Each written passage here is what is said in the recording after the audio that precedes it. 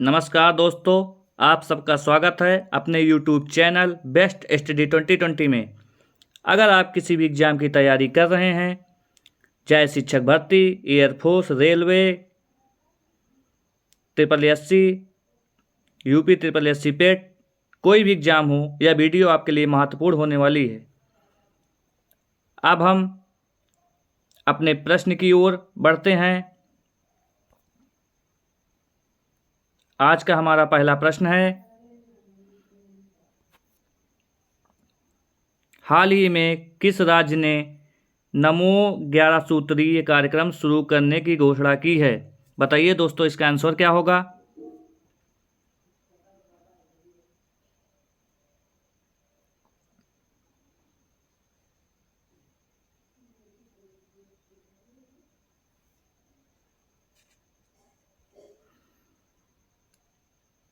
इसका आंसर होगा option number B, Maharashtra.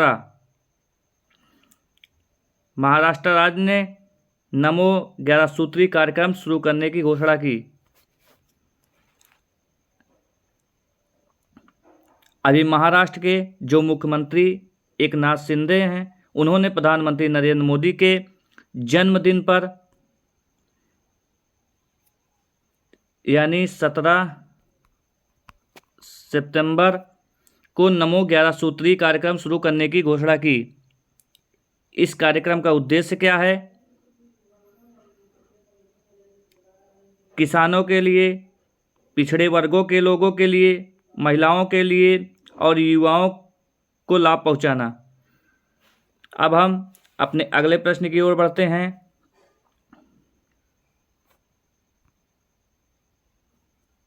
हमारा अगला प्रश्न है, हाल ही में अंतर्राष्ट्रीय लाल पांडा दिवस कब मनाया गया? बताइए दोस्तों, इसका आंसर क्या होगा?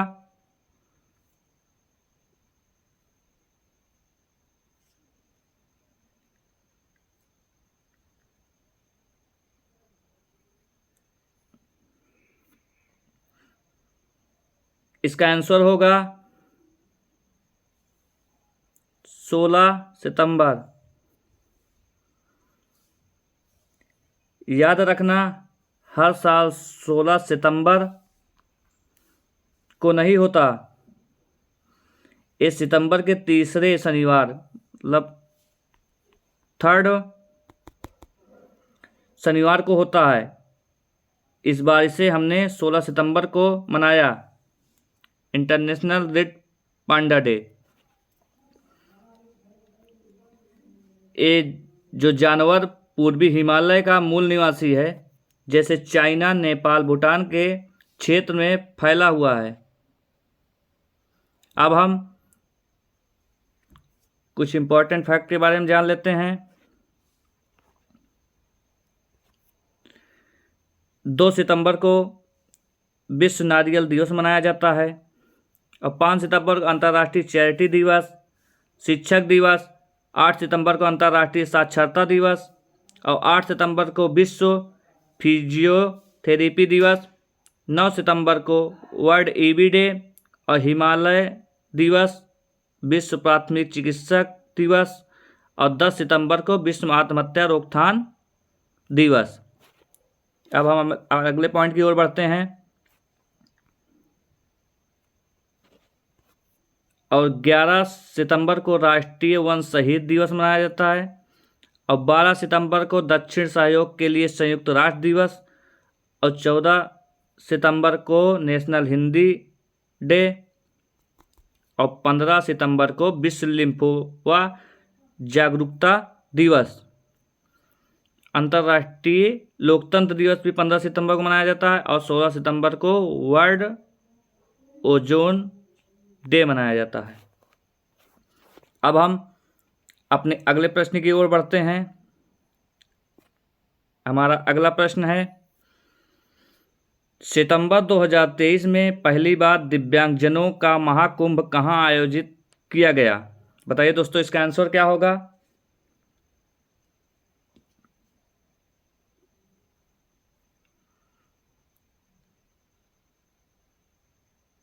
इसका आंसर होगा वाराणसी। वाराणसी में पहली बार दिव्यांगजनों का महाकुंभ आयोजित किया गया। अब हम अपने अगले प्रश्न की ओर बढ़ते हैं। हमारा अगला प्रश्न है, हाल ही में कौन सी महिला पैरा कमांडो बनने वाली पहली महिला आर्मी सर्जन बन गई? बताइए दोस्तों, इसका आंसर क्या होगा?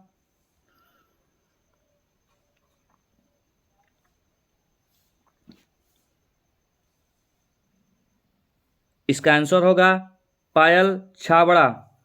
पायल छाबड़ा ने वह पहली महिला कमांडो हैं जिन्होंने आर्मी सर्जन बनी हैं। अब हम अपने अगले प्रश्न की ओर बढ़ते हैं। हमारा अगला प्रश्न है, हाल ही में भारत में होने वाली पहली मोटो जीपी रेस के शीर्ष प्रायोजन अधिकारी किसे मिले?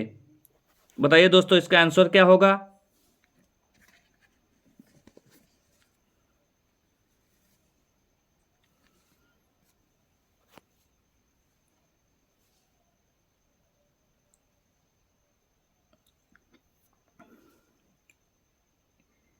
इसका आंसर है इंडियन ऑयल। भारत में पहली बार हो रही है। इसका आयोजन 22 से 24 सितंबर तक है। और कहाँ होता है? ये यूपी के ग्रेटर नोएडा के बुद्ध इंटरनेशनल सर्किट में। इसका टाइटल स्पॉन्सर बना है इंडियन ऑयल।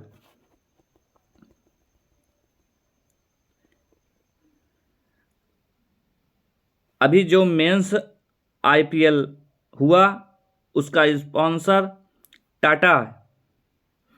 और 19वें एशियन गेम्स 2023 में किसको होस्ट चुना? चाइना। इसका स्पॉन्सर बना है अमूल।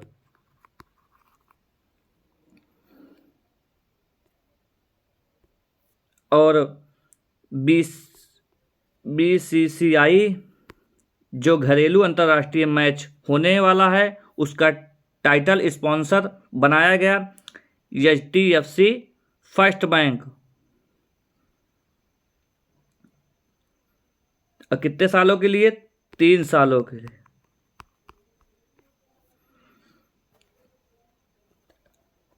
और आईसीसी का ग्लोबल स्पॉन्सर बना है मास्टर कार्ड।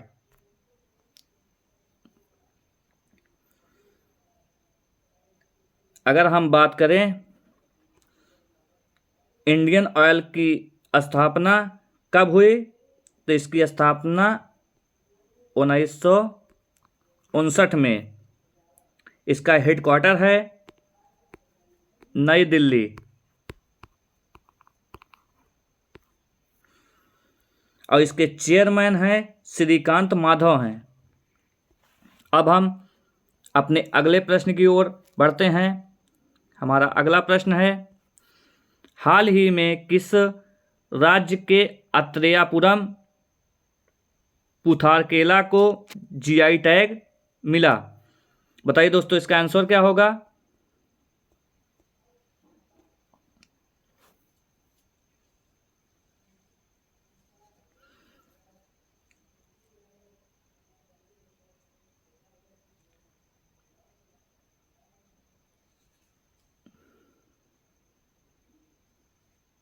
इसका आंसर होगा आंध्र प्रदेश। यह कब आया? 1999 में। लागू कब हुआ?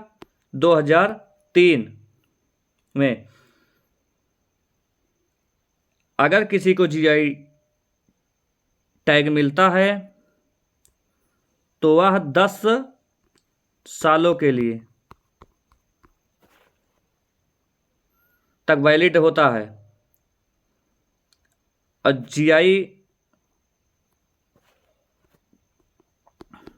इसका फॉर्म नाम ज्योग्राफिकल इंडेक्सन अधिनियम। अब हम अपने अगले प्रश्न की ओर बढ़ते हैं। हमारा अगला प्रश्न है, केंद्र सरकार विश्वकर्मा योजना के तहत ऋण पर कितने प्रतिशत की सब्सिडी देगा? बताइए दोस्तों, इसका आंसर क्या होगा?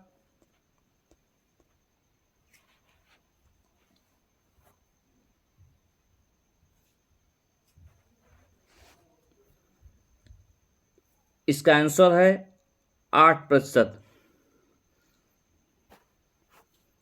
अब हम कुछ पॉइंट के बारे में जान लेते हैं इंपॉर्टेंट। पीएम विश्वकर्मा योजना लॉन्च की है। इस स्कीम से पारंपरिक कौशल वाले लोगों को अपना कारोबार खड़ा करने में मदद मिलेगी। इस स्कीम में लोगों को लोन तो मिलेगा ही, साथ ही स्किल ट्रेनिंग भी मिलेगी। और इस योजना से 18 व्यवसायों से जुड़े लोगों को फायदा होगा। अब हम अपने अगले पॉइंट की ओर बढ़ते हैं। और स्कीम के 3 लाख तक का लोन मिल सकता है। यह लोन सिर्फ 5% की ब्याज दर पर मिलेगा। अब वित्त मंत्री निर्मला सीतारमण ने कहा कि पीएम विश्वकर्मा योजना के तहत कारीगरों की ऋण 8% तक सब्सिडी देगी। अब हम अपने अगले प्रश्न की ओर बढ़ते हैं।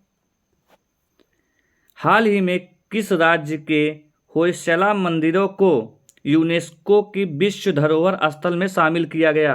बताइए दोस्तों, इसका आंसर क्या होगा?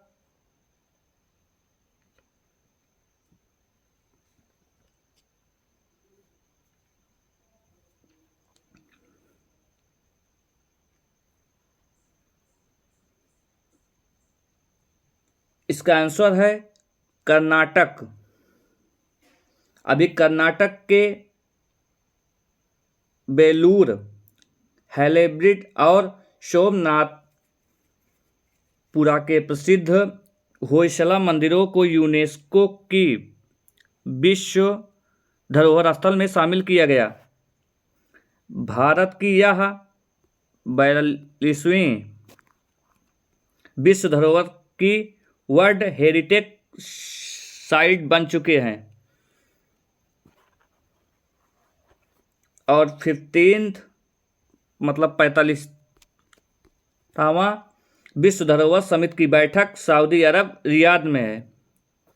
और बेलूर होयस मंदिर की सबसे बड़ा मंदिर है। अब किस भगवान को समर्पित है? तो भगवान विष्णु को समर्पित है। वहीं लेबुडू में होयसला का मंदिर भी भगवान विष्णु को समर्पित है, जबकि सोमनाथपुरा मंदिर ये भी भगवान विष्णु को समर्पित है। अब हम अपने अगले प्रश्न की ओर बढ़ते हैं। हमारा अगला प्रश्न है, हाल ही में पुराने संसद भवन का नाम क्या रखा गया है? बताइए दोस्तों, इसका आंसर क्या होगा?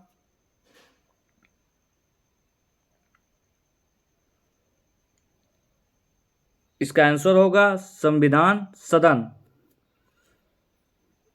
भारतीय संविधान दिवस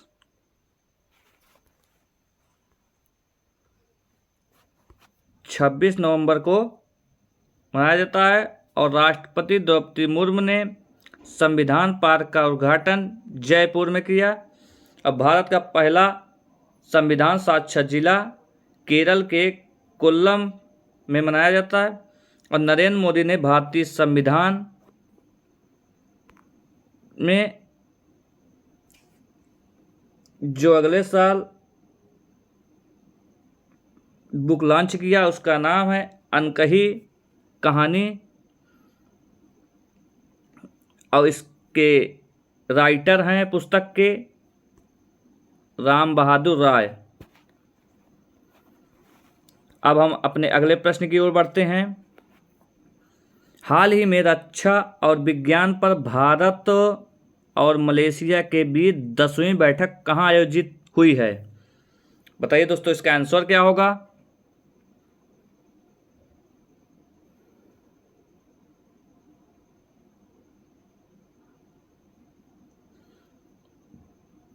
इसका आंसर होगा नई दिल्ली। नई दिल्ली में रक्षा और विज्ञान पर भारत और मलेशिया के बीच 10वीं बैठक आयोजित हुई है।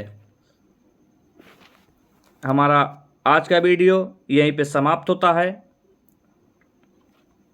दोस्तों, आपको वीडियो कैसा लगा कमेंट बॉक्स में ज़रूर बताइए। और आज के लिए धन्यवाद। जय हिंद, जय भारत।